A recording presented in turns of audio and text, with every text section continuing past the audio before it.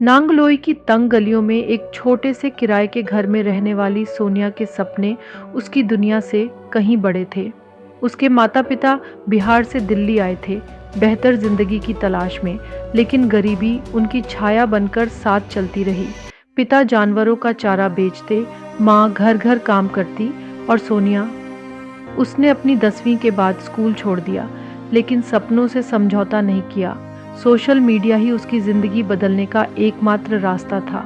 दिन भर घर के काम निपटाने के बाद वो फ़ोन उठाती और घंटों तक रील्स बनाती। कनॉट प्लेस की भीड़-भाड़ भरी सड़कों से लेकर दिल्ली के हर कोने तक वो अपनी पहचान बनाने के लिए मेहनत कर रही थी। धीरे-धीरे फॉलोअर्स बढ़ने लगे, ब्रांड्स नोटिस करने लगे, लेकिन इसी सफ़र में उसकी ज़िंदगी में भूत की एंट्री हुई। भूत कोई पैरानॉर्मल ताकत नहीं था, वो संजू था, जिससे सोनिया को बेइंतहा प्यार हो गया था। दोनों की उम्र महज 19-20 साल की थी, पर सोनिया के लिए यह सिर्फ एक अफेयर नहीं था, यह उसका भविष्य था।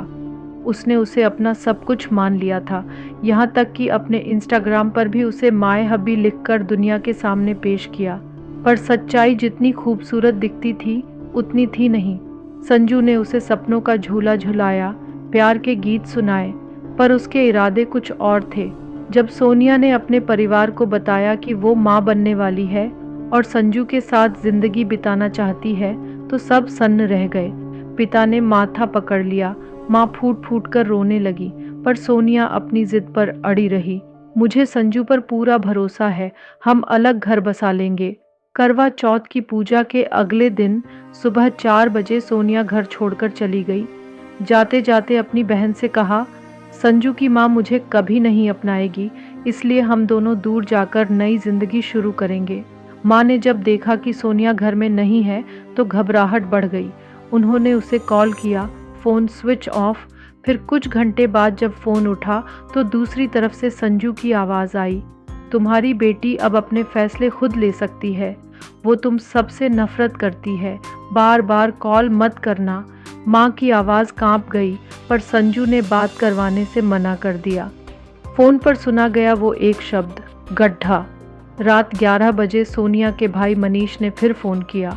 इस बार संजू के बैकग्राउंड में किसी की आवाज़ सुनाई दी, गड्ढा और गहरा खोद। मनीष का दिल जोर से धड़क उठा, कहीं कुछ बहुत गलत हो रहा था। घर वाले दौड़ते हुए पुलिस स्टेशन पहुंचे, पर पुलिस ने कहा, आपकी बेटी बालिग है, अपनी मर्जी से गई है, हम कुछ नहीं कर सकते।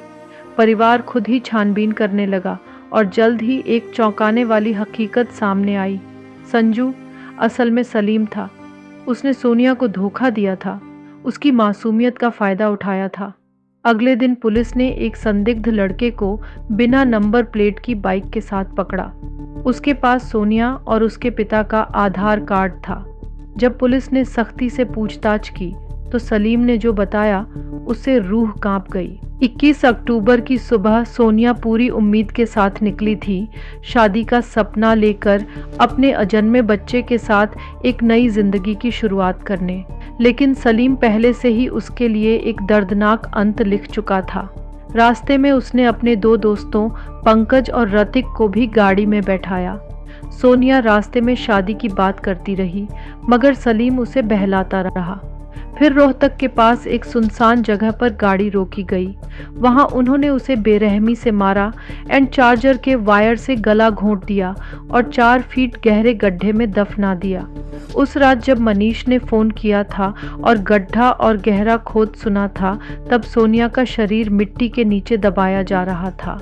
सोनिया, जिसने सिर्फ प्यार किया था, जिसने अपने परिवार को गरीबी से निकालने के लिए इतनी मेहनत की थी, उसका नाम अब सिर्फ पुलिस रिपोर्ट्स में रह गया। उसका अजन्मा बच्चा, जो कभी दुनिया भी नहीं देख पाया, वो भी मिट्टी में मिल गया। जब पुलिस ने सोनिया के इंस्टाग्राम अकाउंट की छानबीन की तो पता चला कि सलीम ने उसकी हत्या के बाद अपनी आईडी का नाम बदलकर संजू से सलीम कर लिया था। सोनिया की आखिरी इंस्टाग्राम स्टोरी थी, माय एवरीथिंग संजू। उसे नहीं पता था कि जिसे वो अपनी दुनिया मान रही थी, वही उसकी दुनिया ख़त्म करने वाला था। क्या सोनिया को कभी सलीम की असली पहचान पता चली थी? क्या वो पहली लड़की थी, या इससे पहले भी कोई इसी दर्दनाक अंत का शिकार हो चुका था? लेकिन जो साफ था वो ये कि एक मासूम लड़की जिसने ज़िंदगी से सिर्फ प्यार मांगा था, उसे प्यार के नाम पर धोखा, दर्द और मौत मिली। सपनों की उड़ान अधूरी रह गई क्योंकि जिस आसमान की ओर वो देख रही थी, वह पहले से ही एक काला साया मंडरा रहा था। अगर आपको यह वीडियो पसंद आया हो तो इसे लाइक करें, अपने दोस्तों के साथ शेयर करें और हमारे चैनल को सब्सक्राइब करना न भूलें। बेल आइकन दबाएं ताकि आपको हमारी नई वीडियो की नोटिफिकेशन मिलती रहे।